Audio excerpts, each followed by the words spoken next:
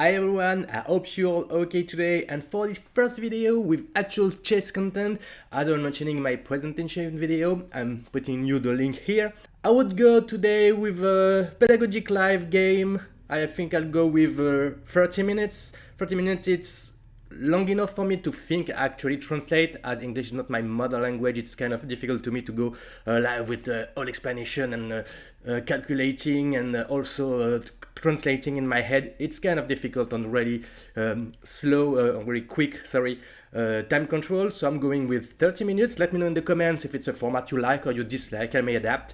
And then, shall we go? So I'm doing this on chess.com and sometimes also play on chess, but for 30 minutes I'm gonna go with chess.com. And I'm white, I'm 1582, my opponent is 1627, I'm an e4 player. So let's see with what my opponent will go. He'll go with e5, and on this one I'm gonna play my pate line. I have to show you, it's bishop c4. Why is bishop c4? It's because I was used to play Italian games, but my problem is with the Petrov. I usually played knight f3, and most often than not I'm gonna get knight f6, the Petrov, and I really dislike that. That's why I switch from bishop c4 first, and if he goes knight c6, I go knight f3, we have an Italian, and if he goes knight f6, I would play the Yurusov gambit. I'm in love of this line. I may have the occasion to show it to you at some point, but this time he went with d6, which is a kind of Philidor, but a worse Philidor for me, because the Philidor with bishop on c4 is worse than the Philidor where you open with knight f3, go d6, and you can play d4 directly. But still, I'm gonna go with knight f3. I think we're gonna have like a quiet game, and I will try to make a little advantage of it, even if the bishop c4 Philidor is a bit worse than the main line. Okay, so I don't want to waste time here. I'm gonna go with d4. In case of exchange, I'll take back with the knight, and if he takes back, it would centralize the queen. But this time he went with knight e5, knight e5 attacks the bishop, but I'm not sure this knight is the best here, because soon he's gonna be kicked with f4, gaining a tempo. I'm gonna go with classic short castling. And what to do with my bishop? I like him on this good diagonal. Maybe I don't see much to do with going bishop b5, going a check. If I may just help him push c6. So now I'm gonna go just with bishop b3. Next one will be short castling. No, actually this time I go with knight c3, as he's attacking my pawn. I don't want to lose this pawn, and is still developing a piece, so nothing wrong with knight c3. Okay, what he's going to do here is, does he prepare b5? Yes, I think he's preparing b5, b4, kicking the knight and attacking the pawn. Should I allow that for now? I can go short castling and on b5 play a3, preventing b4, and if he goes a5, this pawn will hang up. So yeah, I think I can go with short castling. I do not fear bishop g4 because I have f3. If he kicks the knight, I'm kind of not really happy. I think he may have missed that, because kicks the knight, gain a tempo, and I may get my bishop trapped. But I think he missed that, and as I was saying, he goes with bishop with b5, sorry, and oh, I may get my bishop trapped here, as I was mentioning with the b5 thing. Do I have something to recover from that? Because if I go a3, he's gonna go c5, c4, bishop a2. I think I'm gonna lose the e4 pawn, but that's perhaps not the worst. So let's do what I was saying. Preventing him to kick the knight. What I like, if he goes with c4, he may have a backward pawn. So I'm afraid for this pawn, so I'm gonna go rook e1, protect the pawn, and have the rook on the nice column. If we exchange on the central pawns, my rook will be on an open file. It's gonna be good. Also, with the rook on e1, maybe I can exchange this dangerous knight and try to gain control of this column and play on this pawn. I think this pawn is gonna be a weakness. It's blocking any advance of the c pawn. So yeah, I'm gonna go rook e1. And I think now, since the bishop gets off this diagonal, I think I have knight here, threatens to take the bishop pair, and this pawn is still protected twice with this knight and the rook, so he can get the pawn. And if he doesn't want to give the bishop pair, he would have to go with bishop f8, which is really bad. Yeah, so I think I'm gonna go with this knight move. Changing the diagonal have been perhaps a bit of a mistake for him. I think I'm gonna play the whole game against this pawn on d6. Yeah, I'm not sure I need to take this bishop right now, because he has no way to save him for now. I may want to wait for him to threatens the knight, or I can try to go with an attack here, or not. Can I go with f4? My problem with f4, if it I could never protect this pawn with f3 again if I play a4. So question is, do this pawn would get weak if I play a4? It may, but will he have a way to attack it? Maybe not. f4, knight moves, and I can go queen e3 and start going on with an attack. I canceled the plan I had about the center and this d6 pawn, but because maybe I can give some attack. The problem is, I was saying, is this weak pawn, but maybe I still just have like knight here and a bishop here to protect. Okay, let's go with f4. If it goes g4, I continue the kicking and perhaps start like some pawn marching to attack his king. And then I'm gonna go queen f3, queen g3, threatening mate. Maybe he'll have to go g6 and create some problem in his structure. I have to be careful about this diagonal. If he goes c5, I'm gonna go knight here, threatening to take this bishop. And if he goes knight takes and bishop takes, in case of bishop takes, pawn takes, this bishop would be under pressure. Oh, that can even be a move right now, because knight moves, knight d5 threatens the bishop. If pawn takes, the bishop would be under attack. He would have to go rook e8, and I could go queen g4 since this knight wouldn't be here anymore, and starting to threaten some nasty thing. Oh, perhaps even queen h5 threatening here. But there would be the fork here. But on the g6, knight h6, check knight here. No, there is nothing with queen h4. But queen g5 can be actually good. Queen g5 and I will have something like rook here and rook there. I think my attack starting to get a bit dangerous.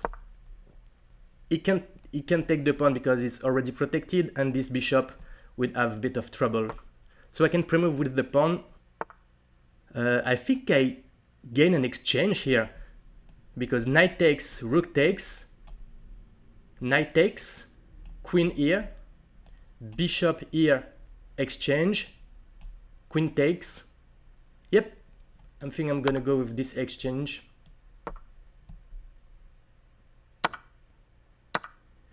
I may look this pawn though, but if I go bishop here, it's threatening my pawn 3 times, and for now it's only protected once, so I'm not even sure I can protect it twice. If I go bishop here, c6, bishops come back, and it would be dangerous for him to take the pawn, otherwise his knight would be on a pin on the queen. And if he exchanged the bishop in any way, attack with the pawn with a discovered on the queen, she would have to go, and then I can develop my bishop and stabilize my position. I'll have an exchange up, and that must be winning. Yep, so as I was saying, I can push my bishop back. Now he has only 2 attackers on this pawn, and if he goes with take with the knight, he's gonna have a nasty pin. But I think he went a bit hasty here, because okay, he's attacking the pawn one more time, but he's giving up the control of the one control on e5. So I can go push, pawn takes, push, push, take, take, the pawn is protected, this knight would have to go, and after nice go I can go bishop f4, protecting the pawn. Yep. I still have to be a little careful on this diagonal with this good bishop, but maybe I can just intercept with my bishop and contest the diagonal. It doesn't have a knight move, otherwise this pawn is going down. Cannot go there, the queen is controlling. Okay, he goes here. I think I exchange here. You have to go with the queen exchange, which is good for me, and then I can develop my bishop. So yep, because pawn takes as a discovery. He can go with the knight because there is discovery on the queen, and if he takes with the queen, I'm really happy to exchange queens and go with my exchange up. Then I'm gonna go like bishop e3, develop my bishop, threatening this knight. Problem is with the queen exchange, I'm gonna be really full exchange up, and I'm not sure he's having enough compensation for this exchange, as my rook will likely be better placed than his. I will really control the open columns. So yeah, I think it's good for me. I think he has to avoid this queen exchange. The problem is if he avoid the queen exchange, I'll go with d7. This knight would have to go, and I'm enter on the column. I can even go like rook e7, threatening this bishop. No, it's still protected, but threatening to kick the knight and get the bishop. So it's starting to be really complicated for him, especially if we are exchanging queens. If I if I enter on this file, f7 is hanging as my bishop is actually controlling the square. Yep, I think he has to go with that, but with the exchange queen and rook e7, I think I can say, hey guys, I didn't lie to you, I really like anime. So yep, I'm gonna go with rook here, threatening b5 Genji exchange. Does he have dangerous knight moves? Always be careful of what can happen. No, he doesn't. Besides, his bishop is really bad. He's blocked by its own pawn. So, oh, he's protected twice. He's protected twice. So should I go rook at first or just develop my bishop? No, I think I want to go rook here first. If I develop my bishop there, the knight would be threatened, and then I can move again my bishop and connect my rooks. So yeah, I think he has to be careful on both the bishop and the f7 square. So yeah, he can go knight here because there's still the ranking issue, the back rank. I'm gonna go bishop e3, threatening this knight, then pile up on the e file. Yep, I think it's turned out quite good for me. Oh, that's I may have been a bit overboard here. So if I go rook here to keep the threat, does he have any dangerous move? Yeah, I think he does. Knight here would win the rook, so I don't want to do here. Let's be more safe. Let's be more safe. I'm just checking if there are no dangerous knight moves. If I go rook here, knight here, knight here, knight here, Okay, okay, there is not, and on this range the rook can also protect this pawn, so okay. I'm gonna go bishop here and bishop here, d2 and then b4, so the knight would be on a skewer, and I'm gonna pile up my rooks. He still have a bad bishop. Any knight here don't care much because he has already a better square to go to. I can even go with my bishop here, and if you want to exchange, I'll gladly exchange rook and pile up on the other file, so I don't think you have much move. My only remaining problem is this bishop, but it's gonna go c.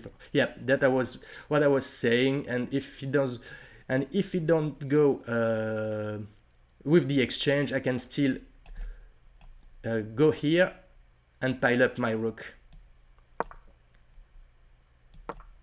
I can pre-move the exchange, and once I pile up my rook, and still can go again on the 7th rank. He's gonna go with shutting down my bishop and giving him his one a better life. Yeah, I'm gonna pile my rooks, and if it doesn't go with the exchange, I'm gonna kick my bishop back just to keep my bishop pair. I still can pre-move this exchange.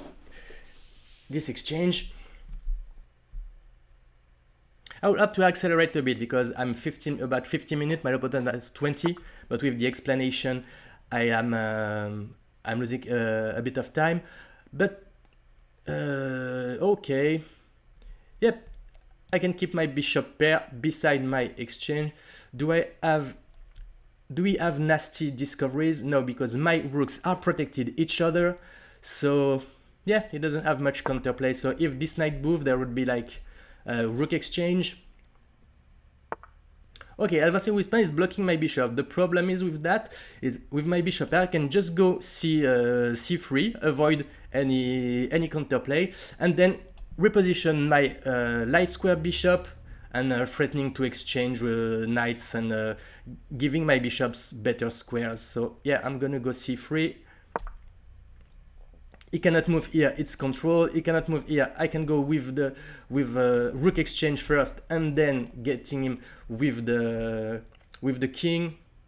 Any other move, my bishop would go here, and I think he is gonna be more or less obliged to allow the rook exchange and knight move. So okay, he's trying to get counterplay here, but yeah, I'm not sure it's achieving much. Okay, if it doesn't go here, I can just getting better position for my piece. In case of a trade, it was just to sit his knight here, but I don't think I would trade. I would just go with bishop here, threatening perhaps like bishop here, blocking the rook, and then starting massive exchange, or perhaps moving my bishops elsewhere. Do I want to go g4? G4 it stays like this, and yeah, I'm not sure it's achieving much. Yeah, I'm gonna just go with trying to get my pieces on better squares. I have to be careful though not going here. He can control, and in case of rook takes, knight takes, I cannot take it again. I don't want to blunder piece here. However, if I go take and knight take, I have bishop check, but yeah, I cannot kick back this knight anyway. So okay, I'm gonna go here, and then here, threatening to take the knight, and if knight takes, we're gonna have a rook exchange, and my other rook will be pretty powerful. She can go behind and on the rank, attacking the pawns from behind without with the other knight quite far. I can bring my king up, not fearing any nasty discovery. He would go with this. Okay, if he go there, I think I can even go g3, and if takes, we both have like isolated pawn, but yeah, that would give me possibility for my rooks. I have to still be careful about this bishop, Okay, though. But now that the column is blocked, I think I can just go with rook here and starting to enter and use the open file. I would be threatening rook check, gaining the or exchanging and still keep my bishop pair. So yeah, I think it's gonna be all good. Does he have any nasty knight move? I don't think so. I'm all good. Okay. The thing is, I think now I can go bishop take to remove the controller of this square, attacking the knight, which is controlling this square and threatening again the check. And then I think I can pile up on this file. Yep, that was what I was thinking. So here threatens the knight. If he goes here, 3 pawn. If he goes here, still 3 pawn. And if he's trying to get the file, 3 pawn, and then the rook comes. I can always put my king here as the second rank is protected. So yep, I can go here. And that triggered the resign. Hee-ha! Okay, let's get a little tour of analysis to see if I went good or wrong. Hi again and welcome on the analysis overlay. I'm sorry I do not have a Chess.com premium membership, so I use Lichess, which is all free for analysis, and I went to import a game and run analysis. And yeah, as I can see, there is quite clearly, white domination, but yes, I missed kind of some moves. Okay, let's see where this is going. Oh, sorry. So at least until then, everything is right so far. And yeah, I was mentioning knight e4 is perhaps a bit ambitious, and bishop b3 is okay. And on a6, the computer says it's already bad. I think it's a bit slow, but it allows me for, the move here would be like f4 now, directly kicking this knight, and then on any knight's move using my advance in development to launch the attack. The queen f3 move was actually quite a correct plan, but I should have triggered it really earlier. Yo, that's good to know. So shortcasting was a bit of a mistake. I went into principles, king safety development. So yeah, I missed this opportunity, but still I'm plus 1-5 advantage for white. So okay, I was afraid with that my bishop would be trapped and my knight would be trapped and this pawn would go down, but yeah, the computer says it's no trouble at all. Even b5 with all of these the threats are not, because black is really underdeveloped and way late in his development and possibility. He doesn't ready already to go with attacks, because here the computer also proposed f4, which I missed again, and play f3, which is really slow on that side, and it's actually an a move that make it equal for black. It's a bit slow. I wanted to protect my my bishop and my pawn, and also stabilizing in the center. Yeah, but it's a bit slow. I should have go with the attack already with f4 first. Okay, he's starting to feel the pressure and want to develop and castle, but yep. I also missed this one. Yeah, f4 I triggered it very late. It's I had the idea, but a bit too late. But yep, no, my opponent didn't use it this opportunity, and yeah, I still missed f4 again. But this time knight f5 was not a bad move. I'm still keeping a good advantage here. Yeah, short castling, f4, yeah, f4 is a bit late, as the computer was mentioning more going with bishop g5, developing my bishop. We see in the game that this bishop that stayed on c1 was a bit of my weak piece, and I was constantly wondering what to do with this one, but yeah, I'm already like with a huge advantage here.